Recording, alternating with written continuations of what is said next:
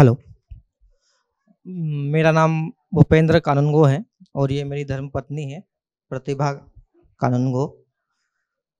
पूरे जीवन विद्या जितना मैंने सीखा है या जाना है, जो पढ़ा है, उसमें एक बात जो समझ में आई वो ये आई कि सर्व मंगल में ही मेरा मंगल है, सर्व शुभ में ही मेरा शुभ है, और सबका जो शुभ है वो न्याय धर्म के सत्य के रूप में है, और यही अस्तित्व में है और अस्तित्व में यही नियम है।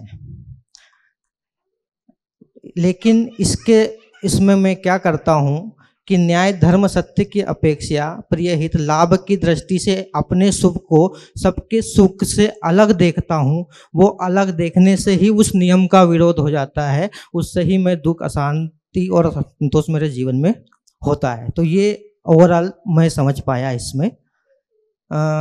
मुझे जीवन विद्या 2022 में मेरे एक मित्र के थ्रू, यूट्यूब के थ्रू मिला। मैंने सुना, और जब मैंने सुना तो मैं पहले से भी बहुत सारे विचारों में पढ़ता रहा, ये रहा, और हमारा बहुत डिस्कशन होता था शिक्षा के लिए। मतलब 2005-6 की बात हम कर रहे हैं कि यार शिक्षा में क्या हो, किस तरह से चीज़ें हों, लेकिन प्रैक्टिकली जो अप्रोच है वो नहीं हो पा रहा। जब मेरे को सोम भाई का उन्होंने भेजा और मैंने सुना, तो उसके पहले बहुत कुछ पढ़ चुका था, तो एक बात जो सबसे अच्छी लग गई कि मानना नहीं है ना। जब उन्होंने ये कहा कि मानना नहीं है तो हमने अपने सारे हथियार रख दिए, क्योंकि अब लड़ना नहीं है, क्योंकि मानना नहीं है तो लड़ना नहीं है ना। तो वो पूरा शिविर मैंने सुना।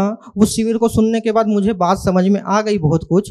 तो फिर मैंने कहा कि अब क्या करें आगे। तो मैंने कहा कि मुझे तो पता नहीं था अगला क्या कौन सा शिविर है, तो मैंने मानव व्यवहार दर्शन को यूट्यूब से सुन लिया।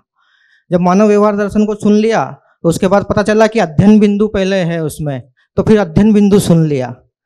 फिर क्या करें, ऐसा विचार आया तो भैया बोलते हैं कि 12 किताबें है ना। तो ये मेरा पहला फिजिकल शिविर है, लेकिन यहाँ आने से पहले मैंने वो 12 किताबें सारी जो प्रिंटिंग में उस समय थी 6 मंथ पहले तक, वो सारी किताबें लेके जो है वो एक बार रीडिंग कर दिया।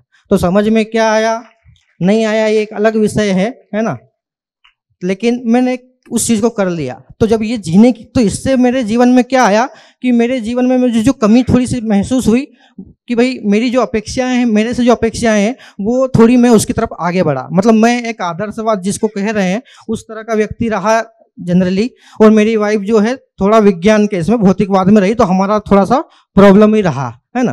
तो मेरे में थोड़ा सा परिवर्तन आया। तो उस परिवर्तन का एक्नॉलेजमेंट, उसका प्रमाण क्या हुआ कि मेरी पत्नी ने मुझे एक दिन कहा कि आप पहले से बदल गए हो, है ना। तो जो पहले से बदल गए हो तो इसके लिए कौन जिम्मेदार है, तो उसके मन में ये स्वीकार्य हो गया कि सोम भाई के कारण बदल गए हो, है ना। तो ये सोम भाई के प्रति उसकी जो है वो स्वीकार्यता हो गई। लेकिन एक प्रॉब्लम हो गई इसके बाद कि मैं तो बदल गया, एक कदम आ गया, लेकिन एक ह्यूमन नेचर है कि वो भी बदले, एक कदम आए, है ना। तो मैंने कहा कि यार इससे तो काम चलने वाला नहीं है। मैं परेशान होने लगा जिस तरह से सब चीज़ें बातें हैं, है ना। तो मैंने कहा कि तुम भी इस चीज़ को सुनो, तुम भी जानो। तो मैंने उसको यूट्यूब पे दिया तो थोड़ा उसने 1-2 सुने सेशन, लेकिन फिर उसको समझ में नहीं आया कि मुझे तो नहीं सुनना, मुझे समझ में नहीं आ रहा है ना। तो मैंने कहा कि मैंने छोड़ भी दिया। फिर उसके बाद थोड़ा सा कन्फ्लिक्ट भी हो गया, मैंने छोड़ दिया उस चीज़ को। लेकिन मेरे मन में एक विचार था कि यार एक बार फिजिकली जाएं, है ना, क्योंकि फिजिकल सारे अपने जितने भी प्रयास हैं हम करके देखें, मतलब मेरा भी समझना हो, उसका भी समझना हो। तो इस शिविर की जो सफलता है ना, वो पहले दिन ही हो गई।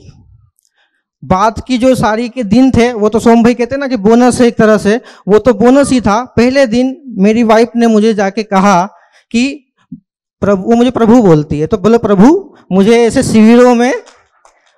शिविरों में आप ले जाया करो। तो मैं यहीं से जो है वो सफलता हो गई। उस दिन रोज तो मैं बोलता हूँ, उस दिन पूरा जाने के बाद वही बोलती रही। तो मैं कहता कब चुप होगी, मतलब वो बोल रही है, जनरली मैं बोलता था। तो एक ये बहुत अच्छा पॉजिटिव रहा, परिवर्तन रहा। और 7वें दिन भी उसको यही रहा कि मुझे और शिविर करना है। तो मैं इस चीज़ से ही मानता हूँ कि हम दोनों समझने के इसमें हैं और समझ रहे हैं और आगे समझते रहेंगे।